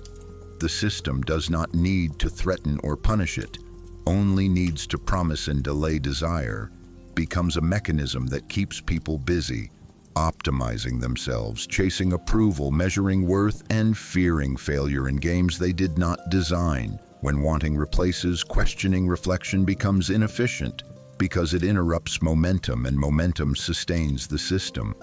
The most unsettling part is how deeply this control embeds itself into identity. People do not say, "I want this because I was taught to." They say, "I want this because it is who I am." And any challenge to that desire feels like a personal attack, rather than a structural critique. This makes resistance emotionally costly because it threatens self-image, belonging, and meaning. Individuals begin to police their own thoughts, adjusting ambitions before they fully form, abandoning desires that do not align with what is valued or rewarded. And this self-regulation is the system's greatest achievement because it removes the need for external enforcement. People discipline themselves in pursuit of goals that were never fully theirs, and blame themselves when fulfillment fails rather than questioning the framework that defined success in the first place. True freedom requires ownership of desire, the ability to sit with uncertainty, to imagine alternatives, and to tolerate not knowing what to want. But modern culture trains people to fear emptiness, to fill every pause with stimulation and every doubt with direction. And as long as desire is externally shaped, freedom remains incomplete. People move endlessly, choose constantly, express loudly, yet rarely pause long enough to ask the most dangerous question of all. Why do I want this, and who benefits from me wanting it? Because once that question is asked, the illusion begins to crack, and control loses its most powerful hiding place inside the human will itself. If freedom is absent, why do we still feel free? Is one of the most revealing questions of modern life. Because the feeling of freedom does not require freedom itself. It requires the sensation of choice, movement, and expression. And modern culture excels at producing these sensations while quietly limiting their depth. People feel free because they can move, speak, consume, travel, express opinions, and customize their lives. But these freedoms operate within invisible boundaries that are rarely questioned. The range of acceptable options is wide enough to feel expansive, but narrow enough to remain predictable. The mind interprets activity as autonomy and variety as independence, and as long as movement is possible, the absence of direction choice is mistaken for freedom, when in reality direction has already been shaped. The system does not imprison bodies, it occupies attention, desire, and identity. People feel free because no one is openly stopping them, yet they rarely ask who is guiding them or why their choices align so neatly with cultural expectations. Feeling free is easier than being free, because being free requires responsibility, uncertainty, and the willingness to stand outside familiar patterns, which is uncomfortable and often isolating. Modern freedom replaces this discomfort with comfort, and comfort feels like liberation when pain is reduced. Anxiety quieted and convenience maximized, people interpret relief as freedom. Even when it is only the removal of friction, the system reinforces this illusion by rewarding participation, approval, and visibility. Those who align feel successful, validated, and included. And inclusion feels like liberty. Exclusion, on the other hand, feels like failure. Not because one is oppressed, but because one is disconnected. The greatest trick is psychological freedom is redefined as personal satisfaction rather than self-determination, as expression rather than authorship. People are encouraged to express themselves endlessly, while rarely being invited to question the structures shaping that expression. And because expression feels authentic, it shields the system from critique. People defend what they believe represents them and resist examining its origins. The result is a society that feels free because it is active, expressive, and constantly choosing, yet struggles to imagine alternatives beyond what is already offered. And this is why the sensation of freedom can exist, even when freedom itself is limited, because the system does not remove liberty. It simulates it, providing enough movement, enough choice, and enough voice to keep the feeling alive while ensuring that the direction of that movement remains aligned with interests that are rarely seen and even more rarely named. In earlier times, systems demanded obedience, and obedience was clear, visible, and enforced. You were told what to do, what not to do, and what would happen if you refused. Power stood above the individual, and control relied on commands, laws, punishments, and fear. People knew when they were being dominated, and that knowledge left space for resistance. Even if resistance was dangerous, disobedience had meaning, because authority was identifiable and pressure was external. But modern systems function differently. They rarely issue direct orders. Instead, they create environments in which only certain behaviors feel reasonable, acceptable, or rewarding. Adaptation replaces submission. The individual is no longer asked to obey, but to adjust, to fit, to optimize, to remain compatible with shifting expectations. Success now depends not on loyalty, but on flexibility. Those who adapt quickly are praised. Those who do not are left behind without visible punishment. Exclusion, invisibility, and irrelevance become the new consequences. And because these consequences are social rather than violent, they feel natural rather than imposed. People begin to measure themselves, constantly asking not, am I obeying, but am I keeping up? This internalizes control because the individual becomes responsible for alignment. Failure feels personal, not political. And frustration is directed inward rather than toward the system. Adaptation is efficient because it never ends. Expectations evolve, norms shift, platforms change, and people must continually reshape themselves to remain included. This creates permanent motion without resistance. The system does not need to defend itself because it appears neutral, dynamic, inevitable. And when adaptation becomes the highest virtue, stability no longer means security, it means falling behind. And in such a world, obedience would actually be easier, because it would end once the command is fulfilled. Adaptation has no finish line. It demands constant self-adjustment, and this endless requirement is the defining feature of modern control. People are not held in place. They are kept moving, always adjusting, always updating, always trying to fit, and mistaking this movement for freedom, even as the space to choose differently quietly narrows and disappears. In earlier times, systems demanded obedience, and obedience was clear, visible, and enforced. You were told what to do, what not to do, and what would happen if you refused. Power stood above the individual, and control relied on commands, laws, punishments, and fear. People knew when they were being dominated, and that knowledge left space for resistance. Even if resistance was dangerous, disobedience had meaning, because authority was identifiable and pressure was external. But modern systems function differently. They rarely issue direct orders. Instead, they create environments in which only certain behaviors feel reasonable, acceptable, or rewarding. Adaptation replaces submission. The individual is no longer asked to obey, but to adjust, to fit, to optimize, to remain compatible with shifting expectations. Success now depends not on loyalty, but on flexibility. Those who adapt quickly are praised. Those who do not are left behind without visible punishment. Exclusion, invisibility, and irrelevance become the new consequences. And because these consequences are social rather than violent, they feel natural rather than imposed. People begin to measure themselves, constantly asking not, "Am I obeying?" but "Am I keeping up?" This internalizes control because the individual becomes responsible for alignment.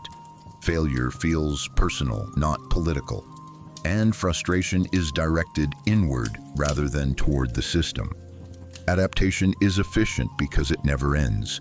Expectations evolve, norms shift, platforms change, and people must continually reshape themselves to remain included. This creates permanent motion without resistance. The system does not need to defend itself because it appears neutral, dynamic, inevitable. And when adaptation becomes the highest virtue, stability no longer means security, it means falling behind. And in such a world, obedience would actually be easier because it would end once the command is fulfilled. Adaptation has no finish line. It demands constant self-adjustment, and this endless requirement is the defining feature of modern control. People are not held in place. They are kept moving, always adjusting, always updating, always trying to fit, and mistaking this movement for freedom, even as the space to choose differently quietly narrows and disappears. Comfort replaced freedom, not suddenly and not by force, but by persuasion. Because comfort feels gentle and freedom feels demanding. Freedom requires risk, uncertainty, responsibility, and the courage to stand apart, while comfort promises safety, predictability, and relief from struggle. Modern culture learned that people will surrender freedom willingly if the exchange reduces anxiety and discomfort. And this exchange was framed as progress. Life became easier, faster, more convenient. Pain was minimized, effort was optimized, choices multiplied, and with each improvement, the question of freedom felt less urgent. Because when daily survival no longer hurts, people stop asking what they are giving up. Comfort does not imprison it, softens it, removes friction, and in doing so, it dulls the awareness that friction once revealed.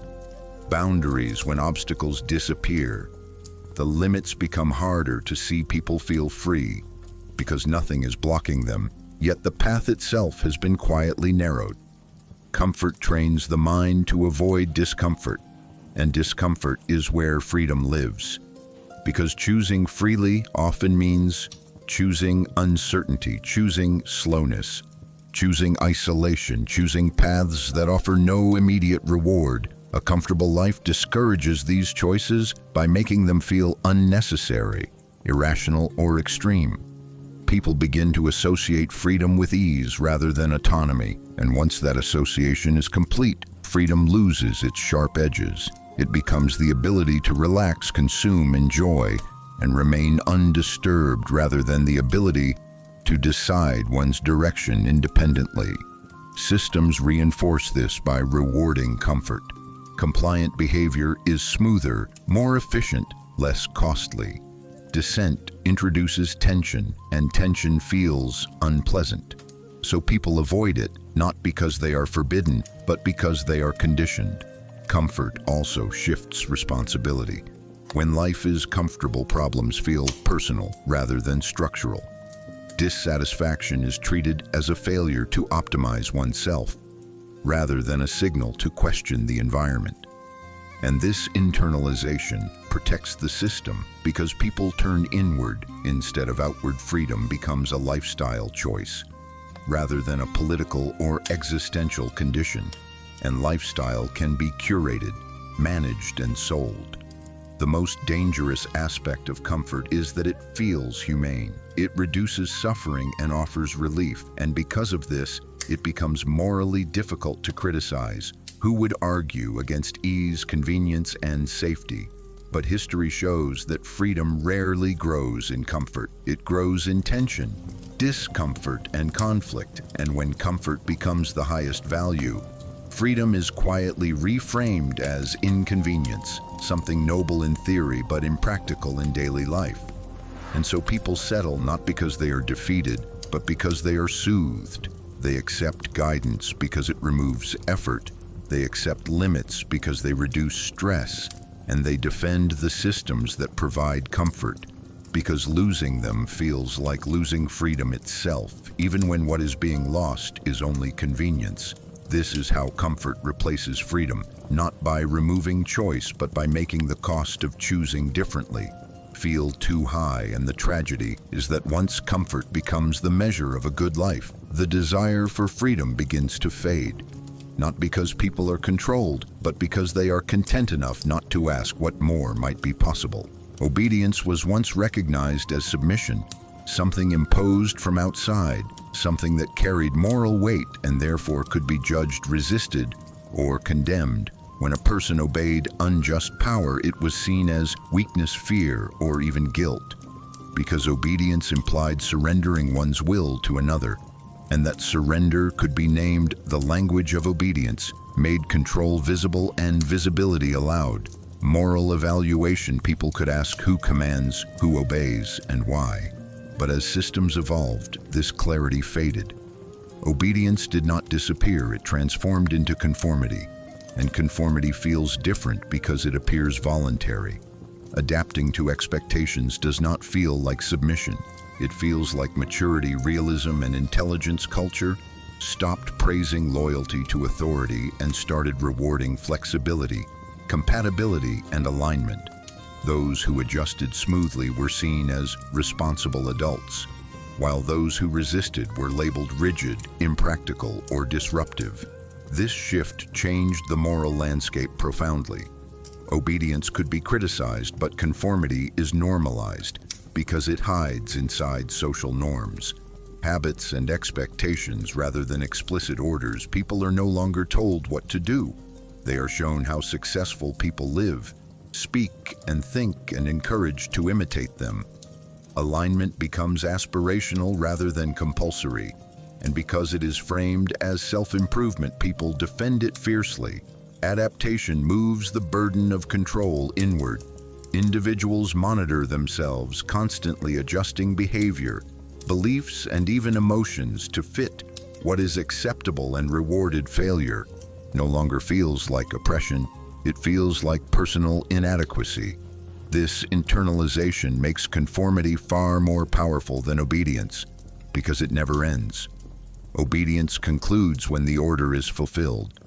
Conformity demands continuous calibration. There is always a new norm to meet, a new standard to align with, and this creates a permanent state of self-correction that feels productive but erodes autonomy over time. The system no longer needs to justify itself because it appears neutral, dynamic, and inevitable, and people no longer feel morally conflicted about complying because they are not obeying anyone, they are simply fitting in. And this is the quiet tragedy. Obedience once carried the possibility of guilt, which carried the possibility of refusal. Conformity carries no guilt, only fear of exclusion, and fear of exclusion is enough to keep behavior aligned without ever naming it as control. The moment obedience became a sin and conformity became normal, society lost the language to describe submission, and without language, resistance becomes difficult, because people cannot oppose what they cannot name. And so adaptation spreads unnoticed, praised as common sense, while freedom slowly dissolves into the background of everyday life. We have moved through centuries believing that civilization was lifting us upward, that each transformation brought us closer to freedom, wisdom, and control over our own lives.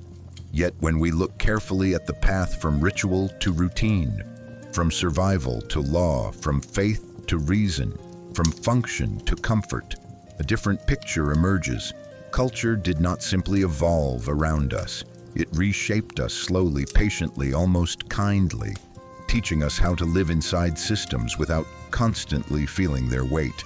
The most dangerous changes were never violent. They were gentle. They arrived as solutions to fear, chaos, pain, and uncertainty. And because they helped us survive, they were welcomed. And because they were welcomed, they were never fully questioned. Every era promised relief. The ancient world promised survival. The classical world promised order. The medieval world promised meaning. The Renaissance promised dignity. The industrial age promised stability. The modern world promised comfort and connection.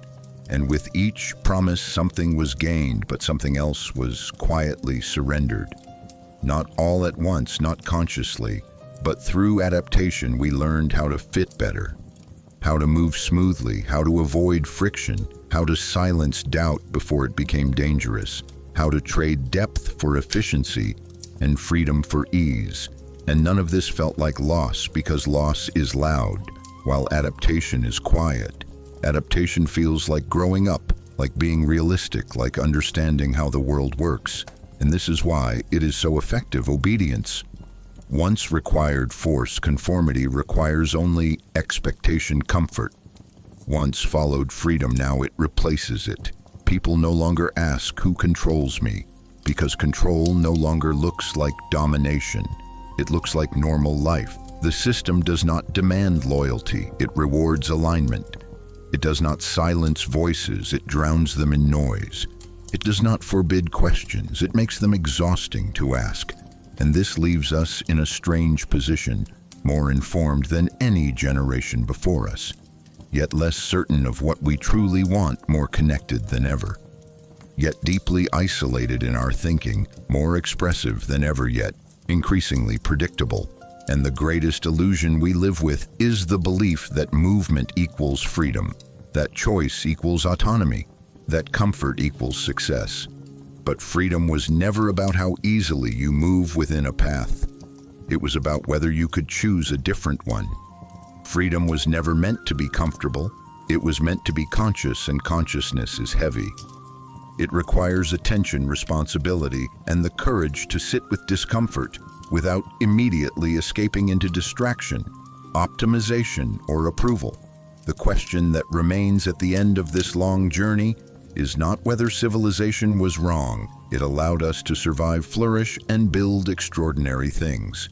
The question is whether we remember that adaptation is not the same as freedom, and that a life that runs smoothly can still be deeply guided if culture is now invisible, if power is now quiet, if control now feels like choice. Then the task of freedom becomes harder, not because it is forbidden, but because it requires awareness. And awareness demands stillness in a world that never stops moving. Perhaps the most radical act today is not rebellion, but pause, not shouting, but noticing, not choosing faster, but asking where desire comes from and whether it is truly ours. Civilization changed us profoundly. It taught us how to endure, how to fit, how to optimize, how to survive systems we no longer see. And the final unresolved question is simple and uncomfortable. After all this adaptation, after all this progress, are we living deliberately, or are we simply very good at adjusting to whatever comes next? And if freedom is still possible, it will not arrive as comfort. It will arrive as awareness. The moment you realize that fitting in is not the same as choosing, and that silence is not peace when it is learned rather than chosen. This is not the end of the story. It is the point where the question finally returns to the individual.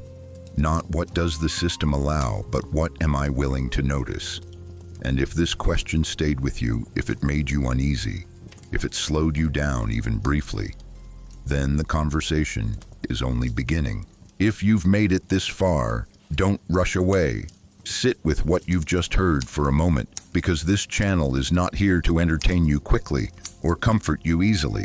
It exists to slow you down, to disturb familiar thoughts, and to ask questions that most places avoid. Asking this is not content designed to tell you what to believe. It is space created for thinking in a world that constantly pushes you to react instead of reflect. If these ideas resonated with you, if even one sentence made you pause, feel uneasy, or see something familiar from a different angle, then this is exactly where you belong. Subscribing to this channel is not about notifications or algorithms. It is a quiet decision to keep questioning, to stay aware, to resist living entirely on autopilot. Every video here is part of a longer journey through history, philosophy, psychology, and power. Not to glorify the past or condemn the present, but to understand how we became who we are and how easily we mistake adaptation for freedom. When you subscribe, you're not joining a crowd. You're choosing to continue a conversation that doesn't end with answers, but deepens with every question.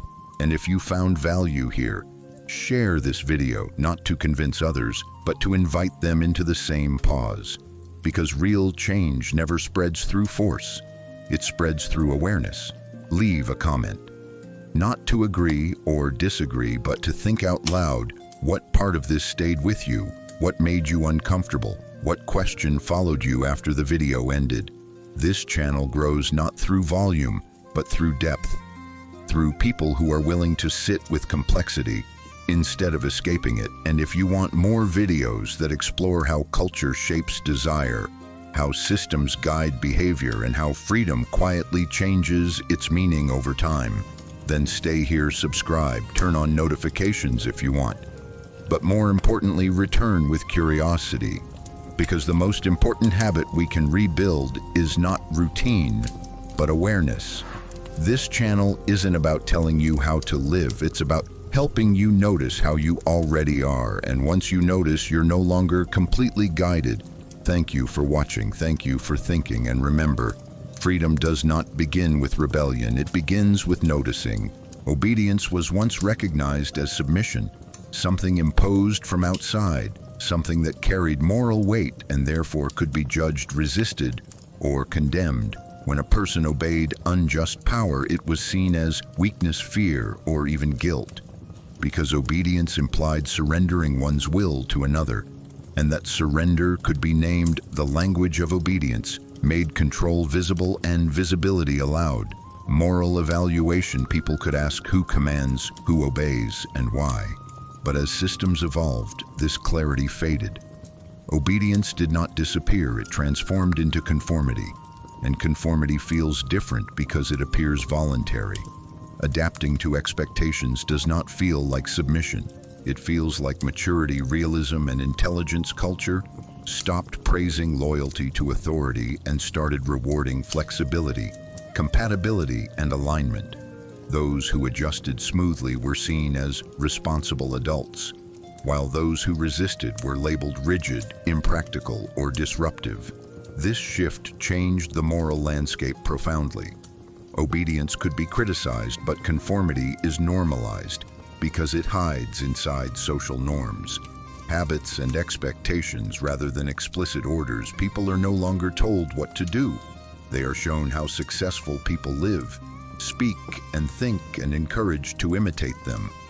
Alignment becomes aspirational rather than compulsory, and because it is framed as self-improvement, people defend it fiercely. Adaptation moves the burden of control inward. Individuals monitor themselves, constantly adjusting behavior, beliefs, and even emotions to fit what is acceptable, and rewarded failure no longer feels like oppression. It feels like personal inadequacy. This internalization makes conformity far more powerful than obedience, because it never ends. Obedience concludes when the order is fulfilled. Conformity demands continuous calibration. There is always a new norm to meet, a new standard to align with, and this creates a permanent state of self-correction that feels productive but erodes autonomy over time. The system no longer needs to justify itself because it appears neutral, dynamic, and inevitable, and people no longer feel morally conflicted about complying because they are not obeying anyone, they are simply fitting in. And this is the quiet tragedy. Obedience once carried the possibility of guilt, which carried the possibility of refusal.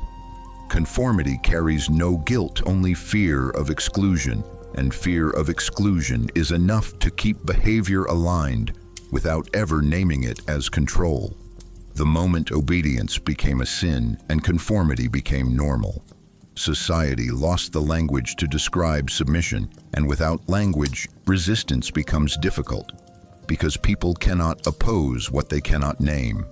And so adaptation spreads unnoticed, praised as common sense, while freedom slowly dissolves into the background of everyday life. In earlier times, systems demanded obedience, and obedience was clear, visible, and enforced. You were told what to do, what not to do, and what would happen if you refused.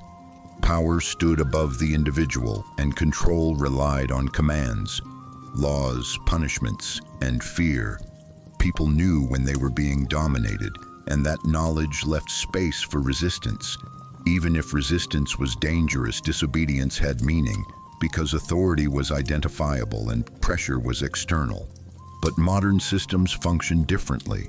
They rarely issue direct orders. Instead, they create environments in which only certain behaviors feel reasonable, acceptable, or rewarding. Adaptation replaces submission. The individual is no longer asked to obey, but to adjust, to fit, to optimize, to remain compatible with shifting expectations. Success now depends not on loyalty, but on flexibility. Those who adapt quickly are praised. Those who do not are left behind without visible punishment. Exclusion, invisibility, and irrelevance become the new consequences. And because these consequences are social rather than violent, they feel natural rather than imposed. People begin to measure themselves, constantly asking not, am I obeying, but am I keeping up? This internalizes control because the individual becomes responsible for alignment. Failure feels personal, not political. And frustration is directed inward rather than toward the system. Adaptation is efficient because it never ends. Expectations evolve, norms shift, platforms change, and people must continually reshape themselves to remain included. This creates permanent motion without resistance. The system does not need to defend itself because it appears neutral, dynamic, inevitable. And when adaptation becomes the highest virtue, stability no longer means security, it means falling behind. And in such a world, obedience would actually be easier, because it would end once the command is fulfilled. Adaptation has no finish line. It demands constant self-adjustment, and this endless requirement is the defining feature of modern control. People are not held in place. They are kept moving, always adjusting, always updating, always trying to fit, and mistaking this movement for freedom, even as the space to choose differently quietly narrows and disappears. A thinking human was still not a free human because thought alone does not guarantee autonomy. It only reveals the boundaries within which autonomy is allowed. During the Renaissance, people learned to question, observe, and imagine, but they also learned that ideas carry consequences. The mind could travel far while the body remained constrained. Thinkers discovered new truths, yet had to measure every word, every symbol, every conclusion against power, religion, and tradition. Thinking expanded, but expression was filtered. This created a paradox. A person could see the world differently, yet live within the same structures unchanged. Awareness grew faster than freedom, and this gap produced tension rather than liberation. Many thinkers lived double lives, outwardly compliant, inwardly radical, adapting, not by surrendering thought, but by hiding it. Culture rewarded intelligence that knew when to stop speaking, and punished honesty that moved too quickly. Thinking therefore became a private act, while obedience remained public. The individual gained an inner world, but did not gain control over the outer one. Freedom requires not only the ability to think, but the ability to act on thought without fear, and that condition was rare. The Renaissance proved that consciousness can awaken long before society allows it to move, and this delay taught generations a quiet lesson. Thinking is powerful, but survival still demands caution. So the thinking human learned restraint, learned compromise, learned to navigate limits rather than break them, and in doing so, adapted once again, becoming more aware, but not yet free aware, of possibility but trained to live without it. During the industrial age, the transformation of the human being reached a new stage, one that did not rely on belief or law alone, but on efficiency culture. No longer asked who you were or what you believed. It asked what you could do and how consistently you could do it. Time was broken into units, days into shifts, life into schedules, and the human body was reorganized to match the rhythm of machines. Work no longer followed the natural cycles of light seasons, or need it followed the clock and the factory whistle. And this mechanical order reshaped the human mind as deeply as it reshaped cities. People adapted by learning to suppress instinct, fatigue, emotion, and reflection in favor of productivity. Repetition became the dominant experience. Not ritual repetition filled with meaning, but mechanical repetition emptied of it. The value of a person was measured by output, reliability, and speed. Identity slowly detached from inner life and attached itself to function. What you did became who you were, and culture reinforced this relentlessly. Discipline, punctuality, obedience, and endurance were praised as virtues, while slowness, deviation, and idleness were framed as moral failures. Freedom was redefined again, not as control over one's life, but as the ability to survive within the system. Through wages, comfort, and predictability, people were told they were free because they could work, choose employment, consume goods. But this freedom was conditional and narrow. The structure of life itself was no longer negotiable. The industrial system did not need belief or loyalty. It needed consistency, and humans adapted perfectly.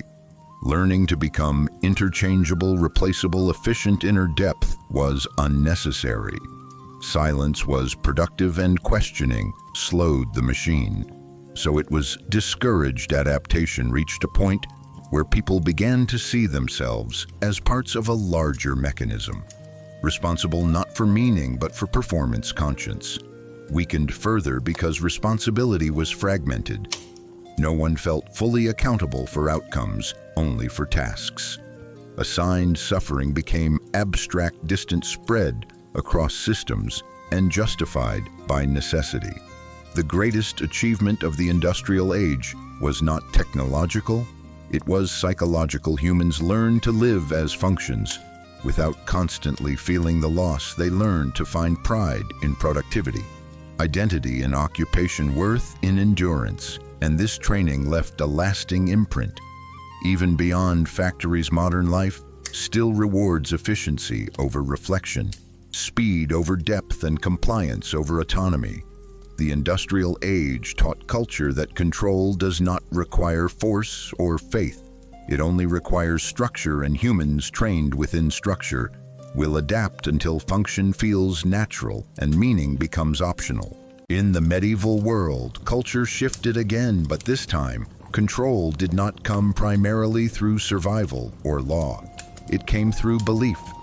Faith moved from being a personal response to uncertainty into a total framework for behavior. Truth was no longer something to be discovered through experience or reason. It was something received, inherited, and protected. Belief systems did not merely explain the world. They organized it. They told people who they were, where they belonged, what they owed, and what they must never question. Culture stopped asking people to obey rules and started asking them to submit meaning in this world. Morality was no longer negotiated internally. It was defined externally by sacred authority. And this changed the human psyche profoundly. When belief governs behavior, conscience no longer needs to struggle. Doubt becomes dangerous, curiosity becomes suspicion, and obedience becomes virtue.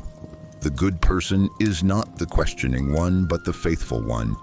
Faith offered comfort in a harsh world. It promised order in chaos and salvation beyond suffering. But it also removed the burden of choice. When truth is absolute, there is no need for moral wrestling.